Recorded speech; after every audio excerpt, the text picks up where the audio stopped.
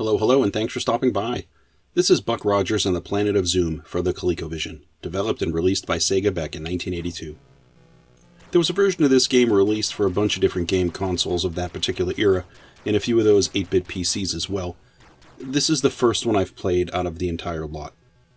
Coming out of the gates, I have to say, it appears that the arcade version may be the one to play. I saw some videos comparing the different versions, and although the Colecovision adaptation seems like the best of the ports, it's still fairly pale compared to what the arcade game offers.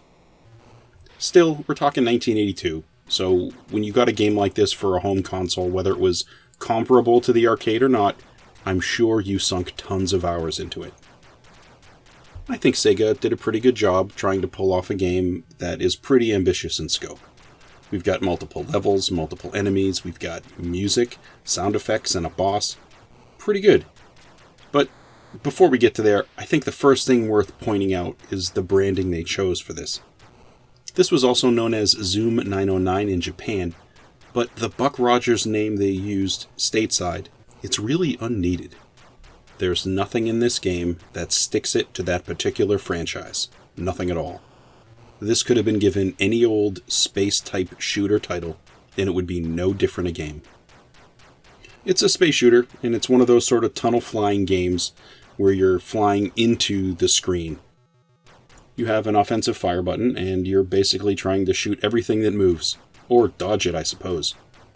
Mostly you're going to get flying saucers that are shooting missiles at you, and the missiles look like pineapples.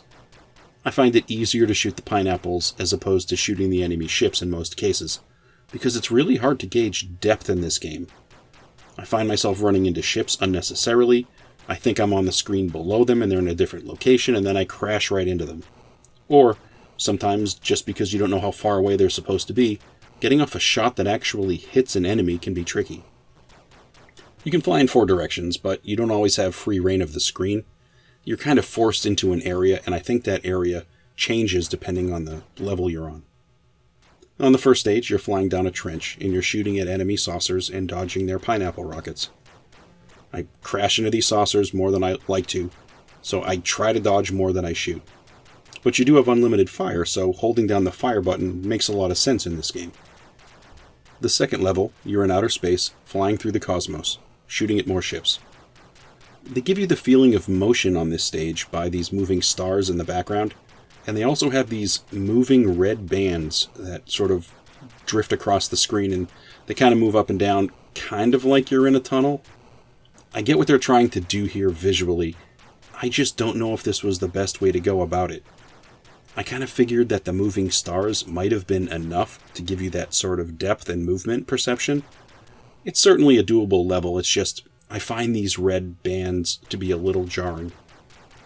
On the third level, you're flying across the surface of a planet. You're going to get mountains in the distance, and you're going to get this new green spaceship enemy here too, so that's kind of nice. Then, if you get that far, the first 2 stages are going to basically repeat, but they're going to have some variation to them. First, you're going to be back in the trenches, but now you have these energy barriers that you have to dodge as you make your way through the trench run.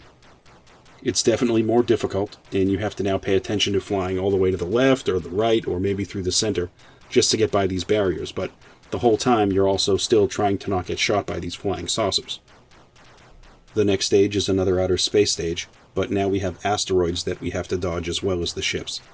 That makes this one a bit of a bother, but it adds more color to the stage, and it's certainly more variety as well. If you make it through the stage, you finally get to a boss. You get this big sort of squarish spaceship with these 4 engines, and you have to shoot out the engines. If you can shoot all 4, you're going to get a bonus, and then the game is just going to repeat itself.